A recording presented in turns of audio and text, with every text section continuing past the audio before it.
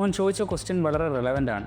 കാരണം ഈ ഒരു കാലഘട്ടത്തിൽ നമുക്ക് എല്ലാ മീഡിയാസും നമുക്ക് അവൈലബിൾ ആണ്. നമുക്ക് സെക്സിനെ കുറിച്ച് എന്ത് ഡൗട്ട് ഉണ്ടെങ്കിലും ചോദിച്ചാൽ ChatGPT, എന്ത് ഡൗട്ട് ഉണ്ടെങ്കിലും എല്ലാവരുടെയും വിരൽത്തുമ്പിൽ അവൈലബിൾ ആണ്. പക്ഷേ വളരെ അത്ഭുതകരമായ ഒരു കാര്യം എന്താണെന്ന് ചോദിച്ചാൽ ഈ അൺകൺസുമേറ്റഡ് മാരേജ് എന്ന് പറയുന്ന ആ അസുഖം പണ്ട് ഏകദേശം 2 മുതൽ 5% വരെയായിരുന്ന അസുഖം ഇന്ന് ഏകദേശം 8 മുതൽ 17% വരെ വർദ്ധിച്ചതായിട്ടാണ് കാണുന്നത്. അത് ശരിക്കും ഇത്രയും നമ്മുടെ കാലഘട്ടം മാറി, നമുക്ക് സെക്സിനെ കുറിച്ചുള്ള അവബോധങ്ങൾ മാറി, വിവാഹപൂർവ്വ ലൈംഗിക ബന്ധങ്ങളൊക്കെ പണ്ടത്തെ അപേക്ഷിച്ച് വളരെയധികം കൂടി. പക്ഷേ എന്നിട്ടും ഇത്രയും ലൈംഗികമായിട്ടുള്ള നോളജ്, സെക്ഷൽ നോളജ് വന്നിട്ടും എന്തുകൊണ്ട് ഇങ്ങനെയുള്ള കേസുകൾ കൂടുന്നു എന്നുള്ളത് ശരിക്കും അറിയില്ല.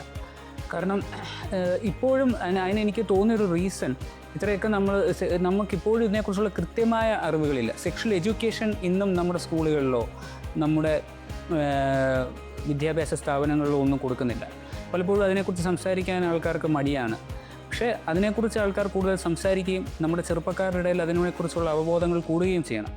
അതുകൊണ്ടാണ് ഈ അത്ഭുതകരമായ ഒരു ശതമാനം വളരെയധികം കൂടുന്നത്. അതായത് 2 മുതൽ 5% വരെ നിന്നത് ഇന്ന് ഏകദേശം 17 മുതൽ അല്ലെങ്കിൽ 8 മുതൽ 25% വരെ വർദ്ധിച്ചതായിട്ടാണ് കണക്കുകൾ കാണിക്കുക. അതൊരു അതിശയിപ്പിക്കുന്ന കണക്കാണ്. അതിനെക്കുറിച്ച് നമ്മൾ ചിന്തിക്കേണ്ടിയിരിക്കുന്നു.